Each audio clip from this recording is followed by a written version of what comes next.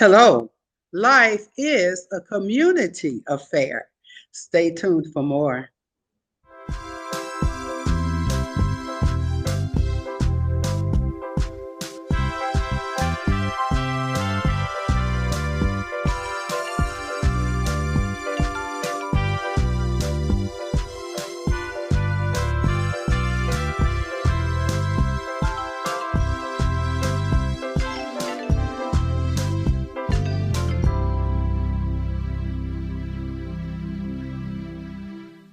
Hello, and welcome back to Pro Life Praise. In this particular episode, we're discussing why life is a community affair. Now, we have talked from the very beginning of our first show about life, liberty, and the pursuit of happiness. And we have talked about why it's important to value life from the womb to the tomb. Today, we've got a community leader coming up, Mr. Joseph King. I call him Joe King, and he's from Florida. He is a man of God, a man of the community, and he works together with so many different people and organizations within his parish, within his church. And we have had many conversations about why life in the community and the value and sanctity of life are so important. Joe and I met, of course, many years ago, and we've done quite a few things together with a particular group. And Joe is one of the founders of Black Americans for Life. And it's a very powerful group, and it's a relatively new group, but networking with many other groups, including the National Black Pro-Life Coalition and Civil Rights for the Unborn. So I want to bring Joe on first to just say hello and let you meet him and find out the types of things he's doing, not only in his local community, but across the communities of America. Welcome, Joe. How are you today? I am very blessed. How are you doing, cuz? I'm good, cuz it's so good to talk to you. Yeah, it's a family affair. It Absolutely. sure is. Yeah. But listen, Joe, honestly, people don't know you. Some of our viewers have not met you. And I'm glad to have you on the show. In a few minutes, we're going to talk even more directly about some of the work we're doing with these various organizations. But tell us, how are you involved in your own community? You're a father and a grandfather as well, aren't you? Yes, So family definitely. man, I forgot to mention that. Church man, family man, community man. Tell us a Right. little bit about you and your life. Okay, some of the things that I'm involved in is I volunteer as a mentor with the Archdiocese Respect Life offices. We have 5 of them, and we have something called Project Joseph, not named after me, but it's to mentor dads. And I've been doing that for, oh, wow, I think it's approaching 10 years now. But I also pray in front of abortion facilities, and I'm involved in a number of other, there's something called Flourish, and very often there's a pro-life theme with it. Recently, I've gotten involved with Terry Beatley and some of what she has to say, talking about Bernard Nathanson. So I'm trying to get people to listen to what he has to say, or what he said through her. So, but those are a couple of highlights. Not to mention the brothers in Christ there at church, and I used to be involved with the Shalom Ministry, which is trying to bring people to Christ. So there are other things, but that's just some highlights. Well, now let me ask you this question. I know you run into it, especially within the church community.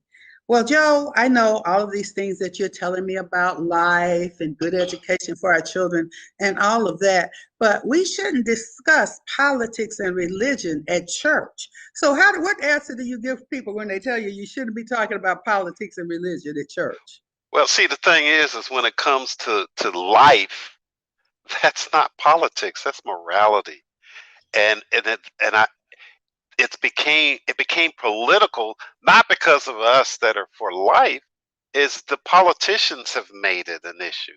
So my thing is that, I mean, how can we hold in our moral views? And when it comes to the Catholic Church, officially what they do teach is pro-life. And so that's the way that I tend to handle, even though it doesn't always work, but that's the way I But you have approach to it. bring it that way. Now, our Yeah, cousin, Loretta Cujo Greer Smith, for example, right. and you and she and I have had all these types of conversations as well. So, what we have to do and what we say is that, as Joe has just explained, with morality should not be political. That should not be a political issue. It should not be a political question. And so people want to bring it into those kinds of things, probably because they would rather avoid the conversation.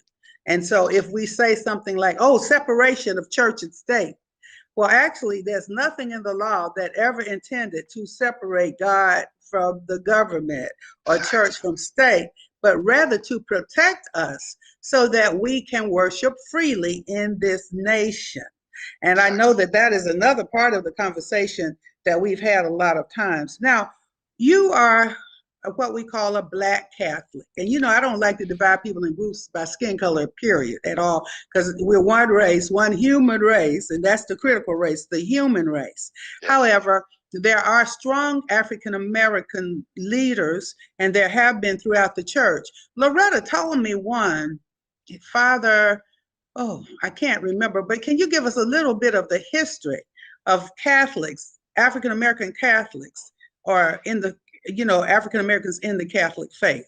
Give us Yeah. a little information about that, please. She's probably talking about Father Augustine. Mm-hmm. He is, one of a leader that's in the Catholic Church from the early days. Mm-hmm. Um, and I actually have um, well, we do. How would you put her? She was like a cousin, and she was a nun that's related to us, who ended up dying in Rome.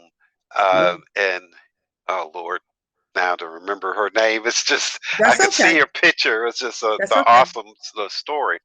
But we come. Our family comes out of Savannah, Georgia, and so there was a fairly sizable, coming from the island of now Haiti, Dominican Republic, a sizable number of Black Catholics, and that's where our Catholicism comes from. Is from there, and it's a deep and rich history that we have through that route. Okay. So, what does it mean to be a Black Catholic in America today? What does that look like today? That's we are a minority and a minority within a minority, Oh, especially boy. especially somebody that's kind of very pro-life. You would label me as conservative and stuff like that. So black is a minority, and Catholic in the South. It's just so.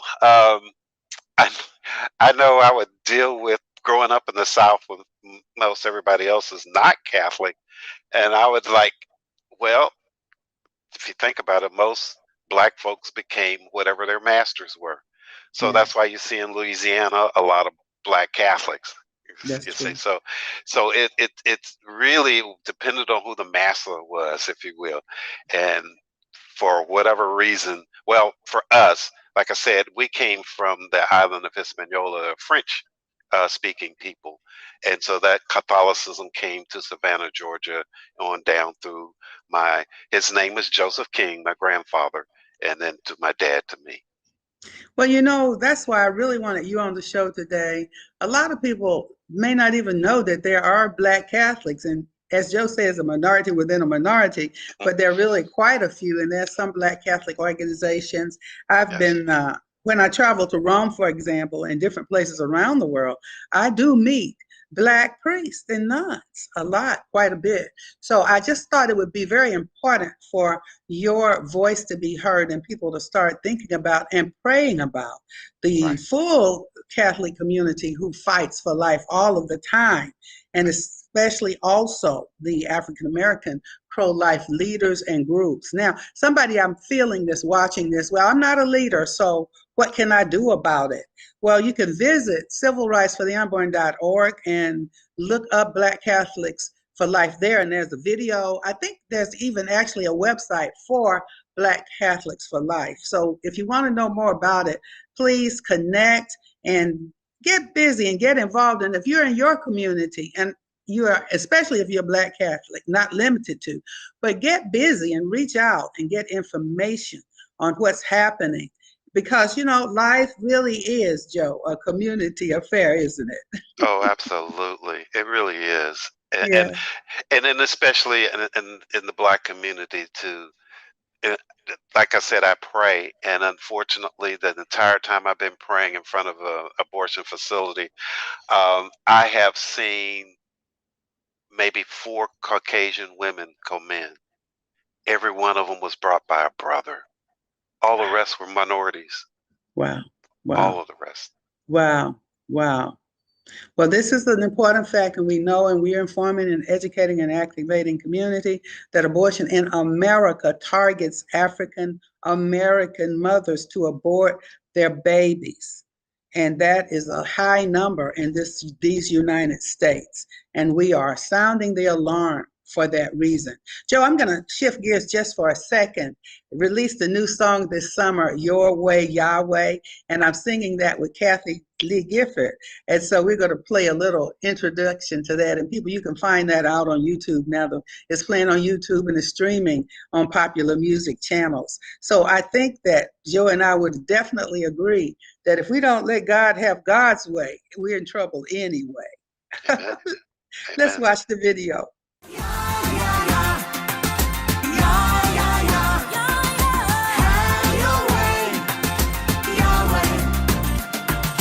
I have a philosophy, overcome evil with good. That's in the Bible. Don't be overcome by evil, but overcome evil with good. So I began to get to know God more, Yahweh. Let me do this your way, Yahweh. And that began to form as a song. So I met Ian and Barry. To my surprise, Kathy Lee Gifford came in on the project, and we began to worship the Lord. In all the earth, there's none beside you. Open our eyes and let us see. So it just shows us that we as people can come together. Now we just have to really learn how to say, your way, Yahweh. Are we going to stop doing it our way and start doing it God's way? My name is Alveda King. I'm inviting you to join in the worship experience, Your Way, Yahweh.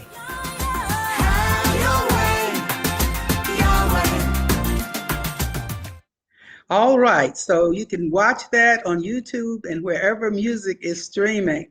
Joe, I'm putting up this cartoon right now with the heroes of the Black Pro-Life, Black Catholics for Life and the National Black Pro-Life Coalition.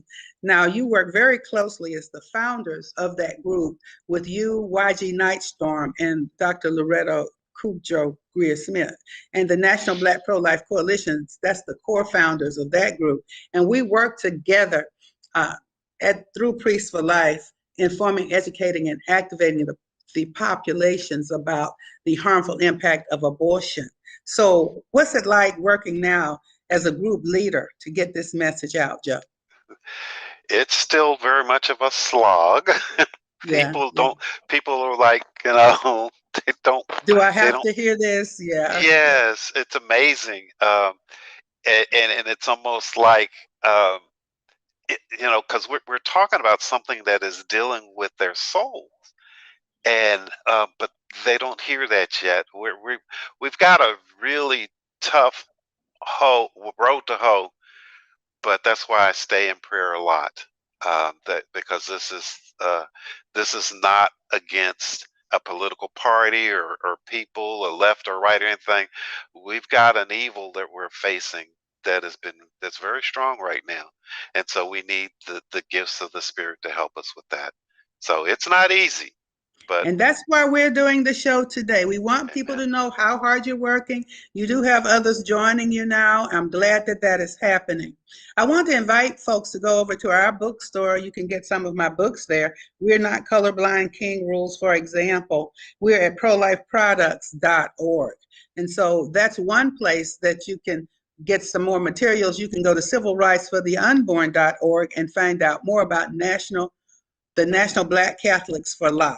So that group there It's very active, and if you'd be interested in joining, just shoot us an email over to Civil Rights for the Unborn. And you can also follow on social media. Facebook, you can get Civil Rights for the Unborn official. On Twitter, Alveda King. On Instagram, Civil Rights for the Unborn. And so this is some of the places that you can find us on social media as well. Joe, I want to take another little moment to talk before we begin to wrap up the show. You've seen that movie, Roe v. Wade. What do you think about it? Oh, yeah. I mean, you learn a lot about, I don't know, do I want to give away anything? No, it's okay. No, it's out there. That's good. Okay. You can do it. Yeah. You learn a lot about how the justices were compromised, you know. And another thing that struck me is Dr. Mildred Jefferson.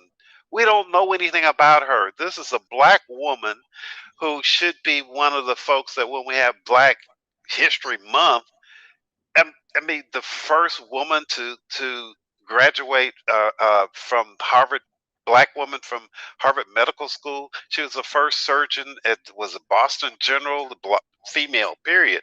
Mm-hmm. I mean, we don't know stuff like this. She finished college at some very young age. It's just a fabulous story. It is. And of course, you played a role with that one. being Actually, her I'm mama. in the film. Yeah, I'm in the film. I'm an executive producer. We won some awards. But now it's about time for us to wrap up. And I want folks to see that movie. That's important. We're going to show a music video, song Pray for America, that's executive produced by me and my executive assistant, Eugene Vigil. Pray for America. But you will see Catherine Davis and some of the others. We are marching Black leaders in action for life. So this is a community affair, marching with the community, worshiping with the community. Joe is a leader in the community. Let's take it away and watch Pray for America.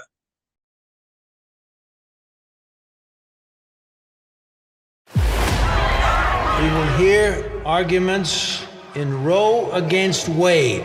You may proceed. If you really want to know how abortion became legal in our country, I will tell you the true story. Dr. Mildred Jefferson, would you like to head up a Right to Life group that I'm starting? Dr. Bernard Nathanson's clinics are performing 1,000 abortions per week. That's why I'm taking up the fight. I wanted to get abortion legalized across the country. We're looking for a pregnant girl to challenge the abortion laws. We'll give her a pseudonym. Call her Jane Roe. It's genius that we no one will ever know about her past. First, they came after the Jews, and then they came after the mentally deficient. We did nothing. And now they're coming after the unborn. And so you're gonna do nothing? Robert Byrd for Henry Wade. No judge or jury in their right mind would ever let abortion happen in Texas.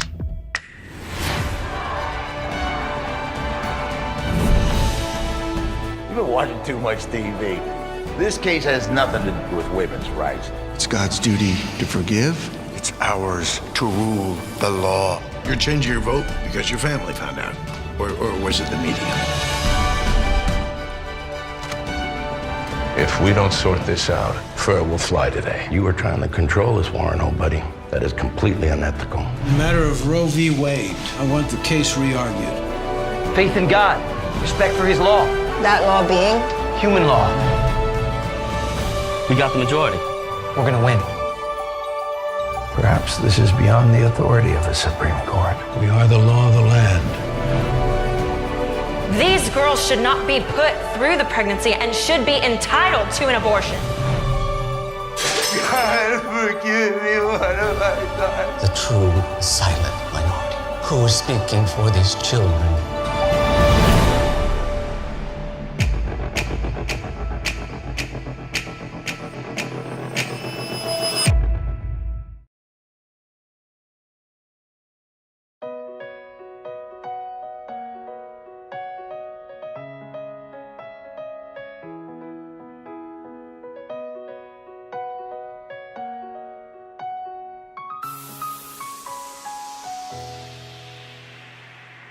If my people could understand that we live in a world that's in need of a change, then my people could lift up their hands, 'cause we live in a world that just needs us to pray.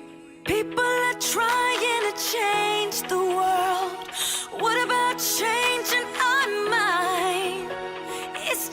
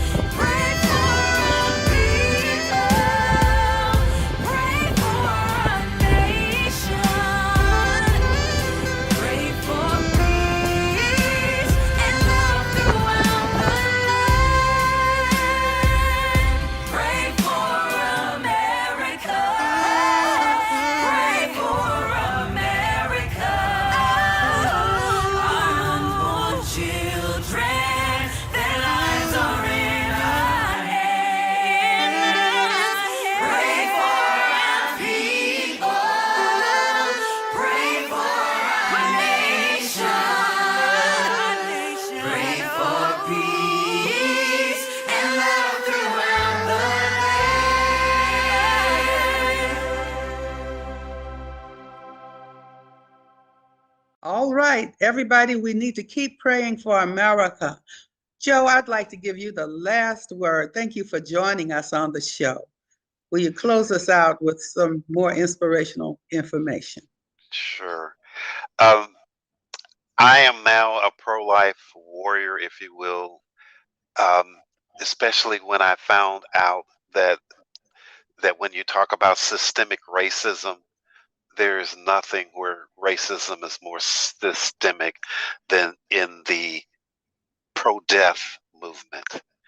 The Maafa 21, when I saw that video, I'm like, oh, are you kidding me?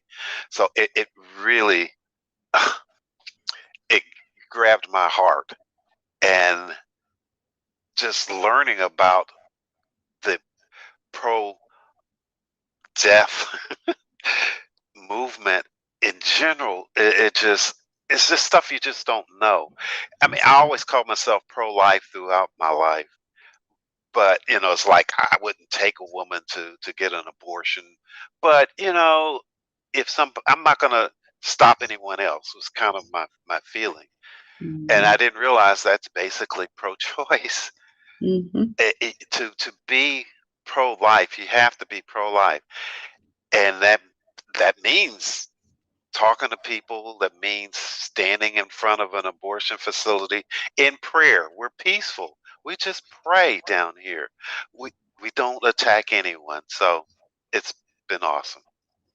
It's awesome, Joe. You're awesome. You're a leader. Everybody can be a leader in his or her own community because life is a community affair. If you want to know more about the National Black Pro-Life Leaders for Life, get over to civilrightsfortheunborn.org. We look forward to seeing you at our next show. Thank you for joining us. Thank you. Amen.